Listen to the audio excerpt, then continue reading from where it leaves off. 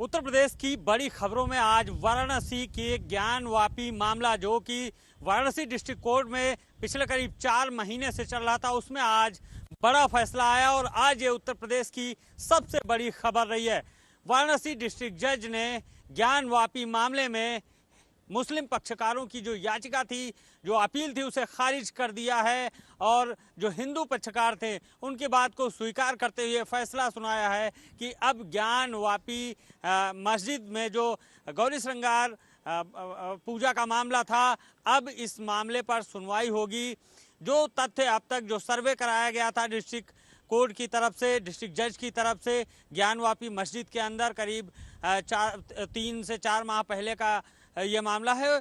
उसके बाद तमाम विवादित बयान भी लोगों के आए, तमाम अलग अलग एक्सपर्ट्स की राय आई, लेकिन उसके बाद ये मामला हाई कोर्ट और सुप्रीम कोर्ट पहुंचा। सुप्रीम कोर्ट ने इस मामले में डिस्ट्रिक्ट जज वाराणसी को निर्देश दिया था कि 4 महीने में ये तय करें कि आखिर इस मामले को किस तरह से आगे बढ़ाना है, क्या करना है। आज डिस्ट्रिक्ट जज A.K. विश्वेश ने इस मामले में फैसला सुनाया और कहा कि वाराणसी में जो ज्ञानवापी मस्जिद विवाद है, ये मामला सुनवाई के लायक है और अब इस पर आगे सुनवाई होगी। इतना ही नहीं, अगली तारीख 5 अक्टूबर लगाई गई है। 5 अक्टूबर को तारीख है और उस पर सुनवाई होगी वाराणसी डिस्ट्रिक्ट कोर्ट में। लेकिन जो मुस्लिम पक्षकार हैं उन्होंने इससे संतोष जाहिर नहीं किया है। उन्होंने असंतोष व्यक्त करते हुए इसे निराशाजनक बताया और इसके खिलाफ, वाराणसी डिस्ट्रिक्ट कोर्ट के फैसले के खिलाफ, अब जो अंजुमन इंतजामिया मसाजिद कमेटी है वाराणसी की, वो अब हाई कोर्ट जाएगी। प्रयागराज हाई कोर्ट में अपील करेगी वाराणसी डिस्ट्रिक्ट कोर्ट के आज के फैसले के बाद।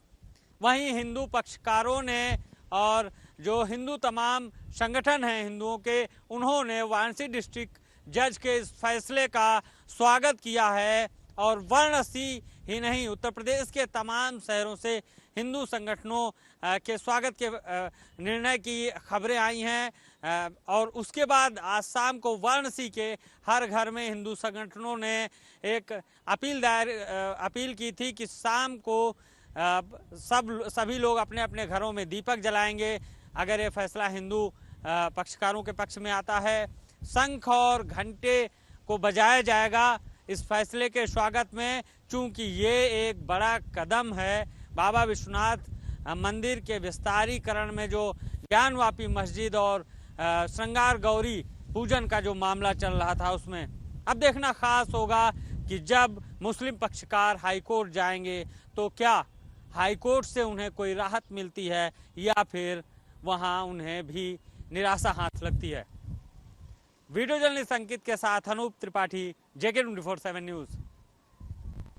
मैं हैदर अली, मेरी रिपोर्टर डायरी में आज है पीएम नरेंद्र मोदी से रिलेटेड बड़ी खबर। जी हां, पीएम नरेंद्र मोदी आज ग्रेटर नोएडा के दौरे पर रहे। इस दौरान पीएम मोदी ने वर्ल्ड डेयरी समिट का उद्घाटन किया। जी हां, भारत में 48 साल बाद तकरीबन डेयरी सम्मेलन आयोजित किया जा रहा है। भारत को मेज़बानी करने का मौका मिला है। आखिरी बार 1974 में यहाँ डेयरी समिट का आयोजन किया गया था। इसके बाद आज पीएम नरेंद्र मोदी ने उद्घाटन किया। कई सेशन चलेंगे। पीएम ने अपने संबोधन में कहा कि भारत एक ऐसा देश है जिसने बीते कुछ सालों में बहुत ज़्यादा ग्रोथ किया है डेयरी के क्षेत्र में और एग्रीकल्चर के क्षेत्र में। पीएम नरेंद्र मोदी ने इस दौरान किसानों का जिक्र किया और कहा किसानों ने, जो छोटे किसान हैं, अपने घरों में पशु पालन करते हैं, उन्होंने उन पशुओं के ज़रिए अपने बिजनेस को बढ़ावा दिया है और पैसा कमाया है। साथ ही उन्होंने कहा तकरीबन 8 करोड़ ऐसे परिवार हैं, किसान परिवार हैं, जिसमें महिलाएं भी शामिल हैं, जो कि डेयरी का बिजनेस करती हैं और अपनी आजीविका चलाती हैं।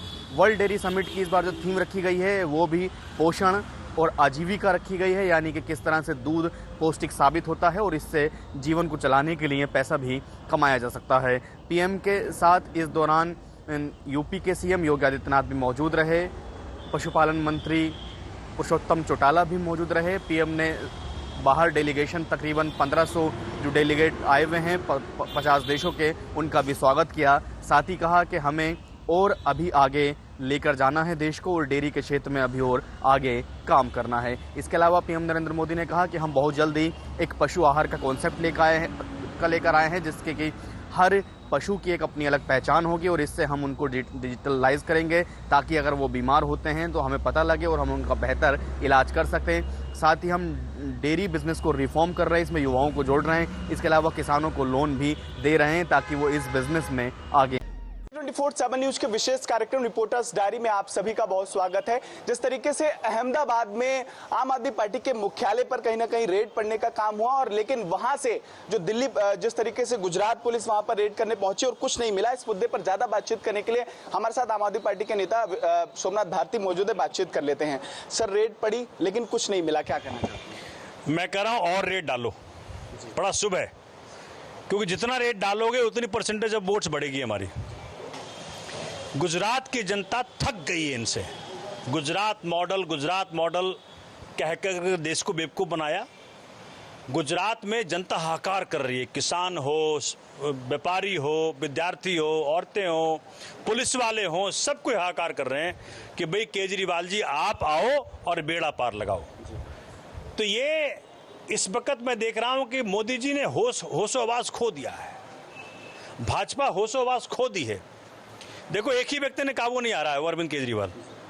ये कुछ भी कर लें भाई, जब कुछ किया ही नहीं है तो क्या पकड़ लोगे।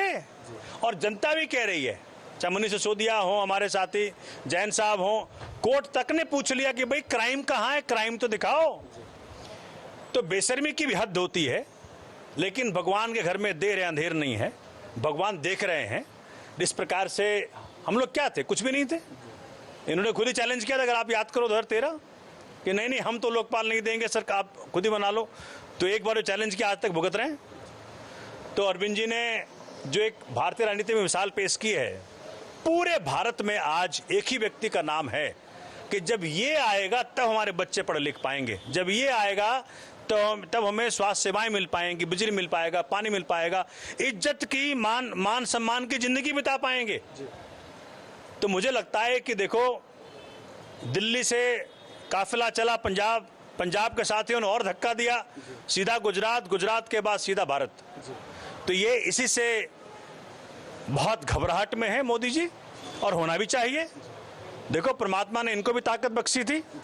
2 बार इनको हिंदुस्तान ने इतनी बड़ी मैंडेट दी, इन्होंने एक धेले का काम नहीं किया, सिर्फ जनता को परेशान किया। नोटबंदी करके, जीएसटी लगा करके, अभी तो खाने के जो चावल हैं, गेहूं है, आटा है, दाल है, आम आदमी के सामान पे जीएसटी लगा दिया। एक सवाल और, गुजरात पुलिस ने अपने ट्विटर हैंडल से ट्वीट करके कहा है कि हमने कोई रेड नहीं डाली है। इस पर आप क्या कहना चाहते हैं? भाई देखो, वो तो सब कुछ दिख रहा है। तो जो खाकी वर्दी में आए थे दफ्तर में, वो कौन आए थे? कोई मोदी जी की कोई प्राइवेट सेना है क्या, प्राइवेट पुलिस है क्या? तो ये अब इनके क्या है ना, उस दिन अगर आपको याद है कि मनीष जी के यहाँ जब बोला कि जी लुकआउट नोटिस जारी कर दिया, जब लोगों ने पूछा लुकआउट नोटिस किसको, वो तो मनीष सिसोदिया है, वो तो ही घर बैठे हैं, ऑफिस जा रहे हैं, किसको ढूंढ रहे हो तुम? तो साहब वो कहते नहीं लुकआउट नोटिस जारी नहीं किया हमने। तो इसी प्रकार से आज गुजरात पुलिस भी, देखो सीबीआई भी बेचारी परेशान हो रही है, कह रहे भैया कहाँ भेज रहे हो, कहीं अदानी के पास भेजो, वहाँ लॉकर ढूंढने तो कुछ भी मिले। अदानी के पास भेजते नहीं हो, भेजते हो जो हमारे फकीर आदमी हैं, तो वहाँ क्या मिलेगा? उनकी जो बेचारे जाते हैं वहाँ उनकी फ्यूल का एक्सपेंस तक नहीं मिल रहा। तो मुझे लग रहा है कि इन्होंने कोई कसर नहीं छोड़ी, लेकिन एक तरफ ये है और एक तरफ जनता जनार्दन है, भगवान रूपी परमात्मा स्वरूप जनता जनार्दन है, एक तरफ वो है। तो साफ साफ है कि जब जुनून और पैसे का जंग होता है, उनके पास पैसा बहुत है लेकिन हमारे पास जुनून बहुत है, तो जुनून और पैसे के जंग में जुनून जीतता है। केजरीवाल जी जो है वो, उनको जनता का आशीर्वाद प्राप्त है, कमिटमेंट है, जनता का प्यार है।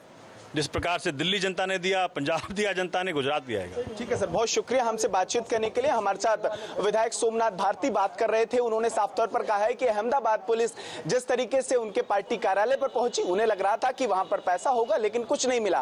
और यही नई दिल्ली में भी जिस तरीके से देखा जा रहा है कि लगातार एलजी की तरफ से सीबीआई जांच के आदेश दिए जा रहे हैं, और अब आम आदमी पार्टी का इस पूरे प्रकरण को लेकर कहना है कि आम आदमी पार्टी की गुजरात में बढ़ती हुई लोकप्रियता कहीं ना कहीं वहां के मुख्यमंत्री को, भारतीय जनता पार्टी को परेशान करने लगी है। ऐसे में देखना यह है कि आखिरकार जहां आम आदमी पार्टी के नेताओं पर, कार्यालयों पर लगातार रेड जारी है, ऐसे में देखना क्या है कि इसका कितना असर वहां की राजनीति पर, वहां के आने वाले चुनाव पर पड़ता है। सहयोगी चिराग के साथ केशव मिश्रा, JK24 7 न्यूज, दिल्ली।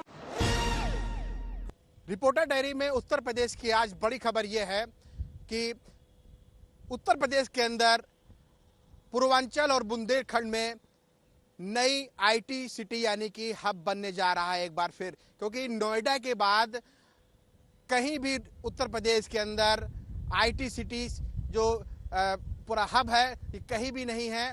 इसको लेकर के मुख्यमंत्री योगी आदित्यनाथ ने तैयारियां शुरू कर दी हैं। उत्तर प्रदेश के अंदर नोएडा और लखनऊ के बाद जो है अब कहा जा रहा है कि पूर्वांचल और बुंदेलखंड में भी जो है आईटी सिटी हब बनेगा।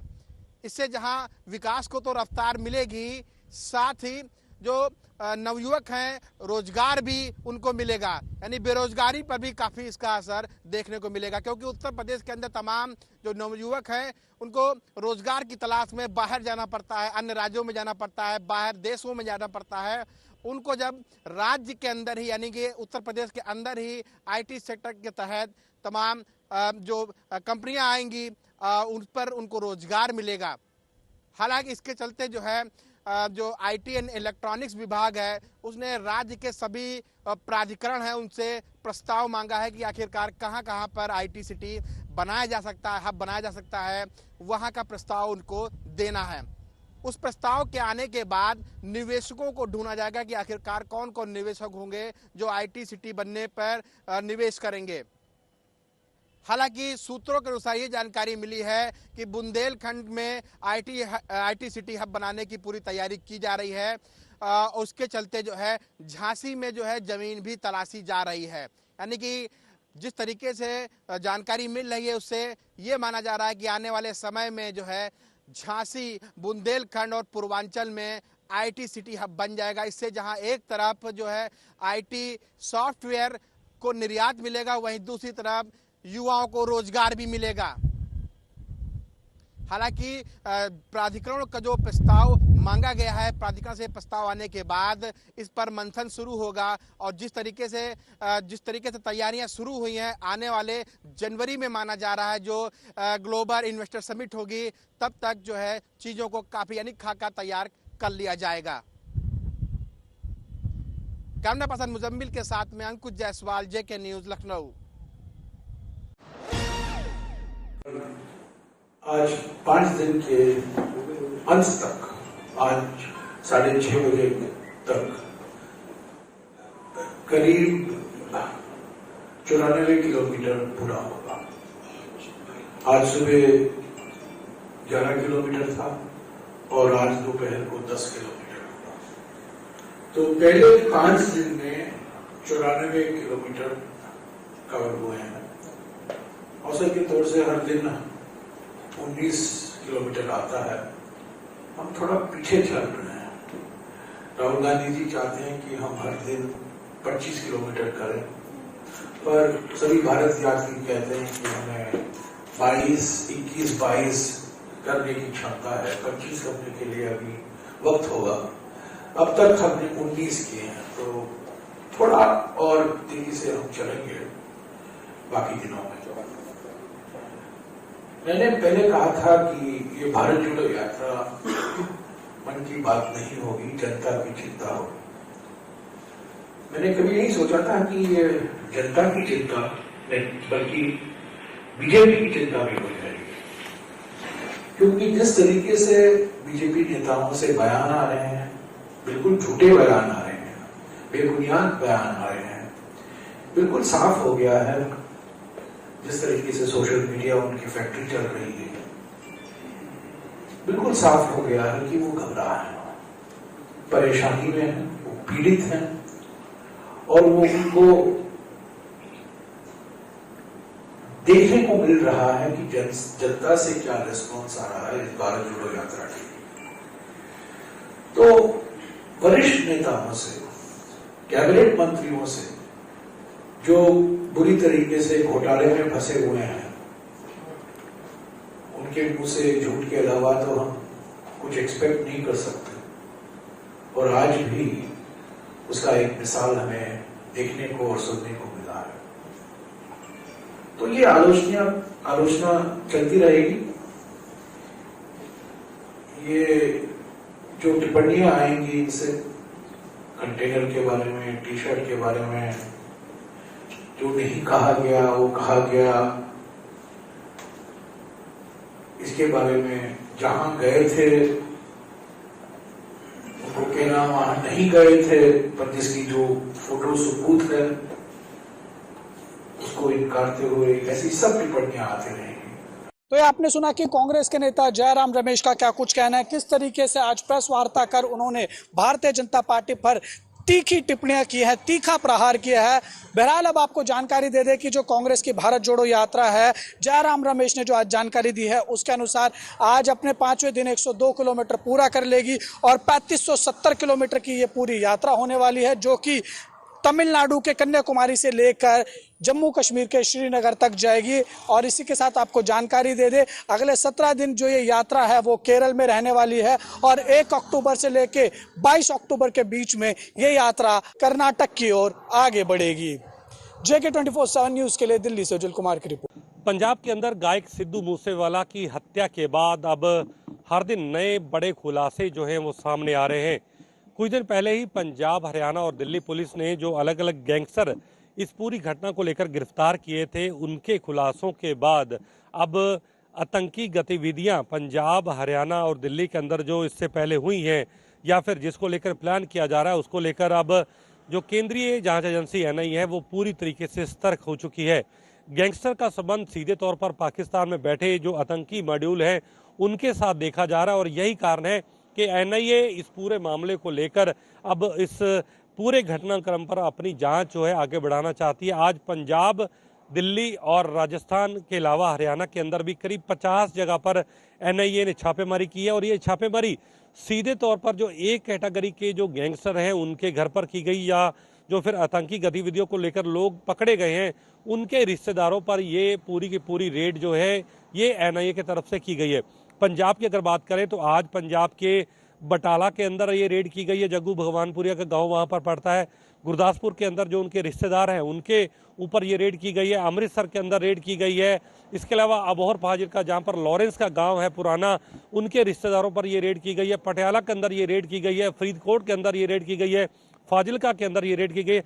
तो हम ये कह सकते हैं कि पंजाब के अंदर आज करीब 2.5 दर्जन ऐसे जगह थी, स्थान थे, गांव थे, जिले थे, शहर थे जहां पर NIA ने अपनी रेड की है। कई घंटे तक ये रेड चली और बहुत सारा चीज़ें जो है जो जानकारी मिली है कि NIA ने वो चीज़ें जब्त की है, अपने कस्टडी में ली है, लेकिन अभी बड़ा खुलासा नहीं कर पाए कि अभी तक NIA को बड़ा क्या कुछ बरामद हुआ है। लेकिन कल ही पंजाब के DGP ने ये बड़ा खुलासा किया था कि ISI का जो मॉड्यूल है वो पंजाब के अंदर स्थापित करने के लिए वहाँ के जो आतंकी बैठे हैं वो यहाँ के गैंगस्टर को लगातार लॉजिस्टिक जो है वो मुहैया करवा रहे हैं, पैसे दे रहे हैं, उनको हथियार मुहैया करवाए जा रहे हैं, उनको नशीले पदार्थ भेजे जा रहे हैं। तो ये सीधे सीधे साफ था कि आतंकी गतिविधियाँ किसी भी सूरत में पंजाब के अंदर खालिस्तान जिंदाबाद फोर्स के लोग हों, ISI हो या फिर बाकी संगठन जो पंजाब के अंदर अमन शांति को भंग करना चाहते हैं, वो यहाँ पर उस मॉड्यूल को स्थापित करने के लिए लगातार प्रयास कर रहे हैं। और यही कारण है कि अब पंजाब पुलिस ने उनका जो भंडाफोड़ किया, उनसे जो अब तक की पूछताछ की गई, उसी से ही ये बड़े खुलासे हुए हैं कि पंजाब के अंदर आतंकी मॉड्यूल जो है वो सक्रिय किया जा रहा है। किसी भी तरीके से यहाँ पर आतंकी गतिविधियों को फैलाने में ISI और बाकी जो एजेंसियाँ हैं वो लगातार फंड दे रही हैं और बाकी चीज़ें मुहैया करा रही हैं। उसी सिलसिले में NIA की ये जो छापामारी पंजाब के अंदर की गई है वो बहुत ज़्यादा अहमियत रखती है और आने वाले दिनों के अंदर इन आतंकियों के साथ जिस तरीके से एक कैटेगरी के जो गैंगस्टर हैं उनका लिंक भी जो है वो जल्दी सामने आएगा कि आखिरकार किस आतंकी संगठनों के साथ ये जो गैंगस्टर हैं वो लगातार संपर्क में थे। और पंजाब के अंदर, क्योंकि जम्मू कश्मीर के अंदर पहले स्लीपर सेल बढ़ाए गए थे, लेकिन अब पंजाब के अंदर कैसे ISI अपना स्लीपर सेल मजबूत कर रही है, किन किन लोगों को टारगेट कर रही है, कैसे संगठन के साथ वो लोगों को शामिल कर रही है, ये NIA की जांच के बाद और पंजाब पुलिस और दिल्ली पुलिस की संयुक्त जांच के बाद जल्दी इस चीज़ का एक बड़ा खुलासा होने की उम्मीद है। लेकिन एक बड़ी खबर हम ये कह सकते हैं कि NIA की छापेमारी के बाद अब ये साफ है कि पंजाब की अमन शांति को भंग करने के लिए आईएसआई लगातार प्रयास कर रही है और एनआईए अब इस पूरे मामले को एक्सपोज करेगी कि आखिरकार कौन कौन लोग जो हैं वो इस दहशतगर्दी के सिलसिले में शामिल हैं, किन किन लोगों को अब तक संपर्क किया गया, किन किन लोगों को मदद की गई। ये जल्दी इस पूरे मामले को लेकर जल्दी बड़े खुलासे भी होने की उम्मीद है। कैमरामैन निशान के साथ मैं नवदीप छाबड़ा, JK 24/7 न्यूज़, चंडीगढ़। नमस्कार, आप देख रहे हैं रिपोर्टर डायरी, मेरे साथ मैं हूं संदीप गोयल। हरियाणा में आज एनआईए की टीम ने कई जगह पर छापेमारी की और ऐसे में पूरे देश में जहां पर 60 जगह पर एनआईए की टीम ने छापेमारी कर ऐसे खूंखार बदमाशों के घरों पर जो है रेड डालने का काम किया है और उनके परिवार वाले और उनके मिलने वाले लोगों से पूछताछ की जा रही है। दरअसल पंजाबी सिंगर सिद्धू मूसेवाला जो हत्याकांड था उसमें पुलिस ने कई ऐसे बड़े अपराधियों को काबू किया और जो लोग उसमें शामिल थे उसके बाद अब इस फाइल को जो है एनआईए को सौंप दिया गया है और एनआईए अब इस पूरे मसले में आगे जो है जांच कर रही है। हरियाणा, एनसीआर, यूपी, पंजाब ऐसे अलग अलग राज्यों में जहां पर एनआईए की 60 जगह पर जहां पर छापेमारी की कार्रवाई की गई है। ऐसे में जो जानकारी निकलकर सामने आ रही है उसमें कहा जा रहा है कि लगातार जो आतंकवादी संगठनों से जुड़े हुए जो गैंगस्टर थे उन पर जो है अब शिकंजा कसने का काम किया जा रहा है। ऐसी बातें सामने आ रही थी कि ये जो गैंगस्टर थे वो इससे पहले जो है अलग अलग गैंग बनाकर लोगों से जो है पैसा रिकवर करते थे, उनको डराते थे, धमकाते थे, यहाँ तक कि मर्डर करने का काम करते थे। लेकिन जब से सिद्धू मूसा हत्याकांड हुआ था उसके बाद से लगातार पुलिस और बड़ी जांच एजेंसियां इनका जो है जांच कर रही थी और इनको काबू करने का काम कर रही थी। लेकिन उसके बाद से अब ये सारे संगठन जो गैंगस्टर हैं वो एक हो चुके थे और आतंकवादी संगठनों से मिलकर काम करने का काम कर रहे थे। ऐसे में यह भी बातें सामने आई कि अब इन संगठनों के जो संपर्क थे वो पाकिस्तान से लेकर अमेरिका तक होते नजर आ रहे थे और जब यहाँ पर पुलिस किसी बड़े संगठन के गैंगस्टर को पकड़ने का काम करती तो उनको पंजाब पहुँचाने तक की भी रणनीति यहाँ से बनाई जा रही थी। ऐसे में अब सवाल जांच पर आ टिका है कि कैसे अब एनआईए की जब टीम उनके घरों, उनके ठिकानों पर रेड डाल रही है, क्या कुछ इसमें पूछताछ की जाएगी, क्या कुछ खुलासे होंगे। ऐसे में लॉरेंस बिजनई गैंग हो या फिर बवाना गैंग या फिर उससे भी कई ऐसे जो गैंग हैं वो पंजाब, हरियाणा, यूपी, दिल्ली से अलग अलग जगहों पर चलते थे और अब ऐसे में एनआईए की जांच कहीं ना कहीं इन संगठनों को बंद कराने या फिर इन पर नकेल कसने का काम करेगी, क्योंकि ऐसा माना जा रहा था कि इनके संपर्क अब पाकिस्तानी आतंकवादियों से लेकर खालिस्तानी संगठनों तक हो चुके थे और ये उन लोगों को शरण देने का काम करते थे जो देश विरोधी गतिविधियां करने में आगे आते थे। सहयोगी राकेश के साथ संदीप गोयल, JK 24/7 न्यूज़, फरीदाबाद। नमस्कार, मैं धनराज गर्ग उत्तराखंड देहरादून से और रिपोर्टर डायरी में आज सबसे बड़ी खबर है स्वास्थ्य से जुड़ी हुई कि उत्तराखंड में लगातार डेंगू अपने पैर पसारता हुआ नजर आ रहा है। यदि अभी की हम बात करें तो पूरे उत्तराखंड के अंदर कहीं ना कहीं 200 के लगभग डेंगू के मामले निकलकर सामने आ चुके हैं। वहीं यदि बात करें खासकर राजधानी देहरादून की तो देहरादून में ही 120 मामले डेंगू के इस समय निकलकर सामने आ चुके हैं। हालांकि स्वास्थ्य मंत्री की तरफ से लगातार दावा किया जा रहा है कि सभी अस्पतालों में व्यवस्थाएं सुचारू कर दी गई हैं, किसी भी मरीज को किसी भी तरह की कोई दिक्कत अस्पतालों में नहीं होने दी जाएगी, क्योंकि कहीं ना कहीं माना जाता है कि जब डेंगू की बीमारी होती है तो प्लेटलेट्स की कमी सबसे अधिक देखने को मिलती है जो कि ब्लड से ही उत्पन्न होते हैं। तो वहीं स्वास्थ्य मंत्री का कहना है कि सभी अस्पतालों में ब्लड की भी सुचारू व्यवस्था कर दी गई है। अब किसी भी व्यक्ति को डेंगू से मरने नहीं दिया जाएगा।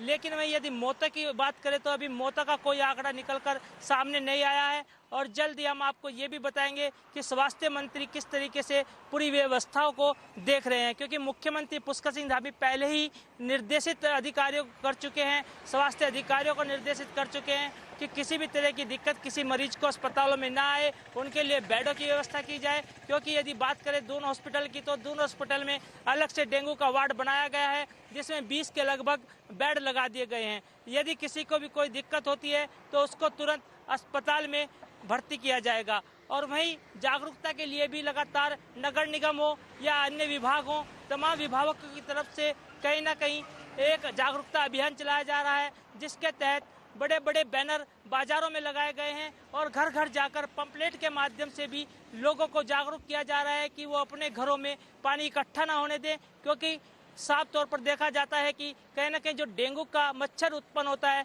वो साफ पानी में, ठहरे हुए पानी में उत्पन्न होता है और उससे बचने के लिए लगातार लोगों को जागरूक किया जा रहा है कि वो अपने घरों की सफाई करते रहें, गमलों में पानी ना ठहरने दें, अपने कूलर की सफाई करते रहें। लेकिन उसके साथ साथ कहीं ना कहीं जनता को भी जागरूक होना पड़ेगा और अपने घरों की सफाई स्वयं करनी पड़ेगी। हालांकि सरकार की तरफ से, नगर निगम की तरफ से भी कहीं ना कहीं लार्वा को नष्ट करने के लिए टोल फ्री नंबर भी जारी किए जाते हैं। अभी वो नंबर जारी होने वाला है और जल्द ही वो नंबर भी जारी कर दिया जाएगा। यदि किसी को आशंका होती है कि उसके घर में जो कूलर का पानी है या पौधों का पानी है उसमें लार्वा हो सकता है, तो सीधे नगर निगम को फोन कर सकता है, जिसके बाद नगर निगम के कर्मचारी और स्वास्थ्य विभाग के कर्मचारी उस घर में पहुंचेंगे और उस पानी को नष्ट करेंगे, लार्वा को नष्ट करेंगे। कैमरामैन तिलक शर्मा के साथ धनराज गर्ग, JK 24/7 न्यूज, देहरादून। झारखंड लगातार सुर्खियों में रहा है। सुर्खियों में इसलिए रहा है क्योंकि यहाँ अपराधियों का तांडव बढ़ता चला जा रहा है। दुमका का अंकिता हत्याकांड आपको याद होगा, जिसने पूरे प्रदेश को हिलाकर रख दिया। एक तो सरकार बचाने में परेशान मुख्यमंत्री हेमंत सोरेन झारखंड एवं बाहर का दौरा करते रहे, वहीं इस बीच दुमका की लड़की के साथ जो अत्याचार हुआ उस मामले ने जमकर तूल पकड़ा। वहीं दुमका के विधायक मुख्यमंत्री हेमंत सोरेन के भाई बसंत सोरेन अंदर गारमेंट खरीदने जब दिल्ली गए, इस मामले ने मानो भूचाल सा ला दिया। यह मामला अभी शांत भी नहीं हुआ था कि धनबाद में बैंक डकैती करते हुए एक डकैत मारा गया। अब समझ लें कि यहाँ अपराधियों की प्रवृत्ति कितनी बढ़ रही है। इसी विषय को लेकर भारतीय जनता पार्टी के झारखंड प्रदेश अध्यक्ष दीपक प्रकाश ने सरकार को घेरने का प्रयास किया है। झारखंड के प्रथम मुख्यमंत्री बाबूलाल मरांडी ने कहा है कि झारखंड में विधि व्यवस्था फेल है, अपराधी का मनोबल बढ़ा हुआ है, पुलिस हाथ पर हाथ धरकर बैठी है। कारण कि यहाँ की मुखिया ही हैं जो लॉ एंड ऑर्डर को ध्वस्त कर रखे हैं। इसके बाद गढ़वा में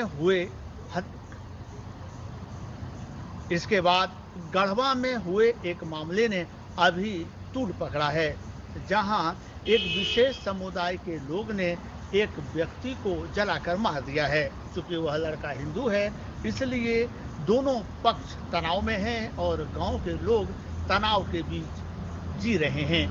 पुलिस प्रशासन वहां तैनात है। लगातार प्रयास किया जा रहा है कि शांति बहाल कर दी जाए।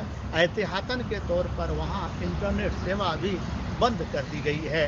अब यह देखना है कि जब से हेमंत सोरेन सत्ता में आए हैं तब से लगातार कुछ न कुछ विवाद होता चला जा रहा है।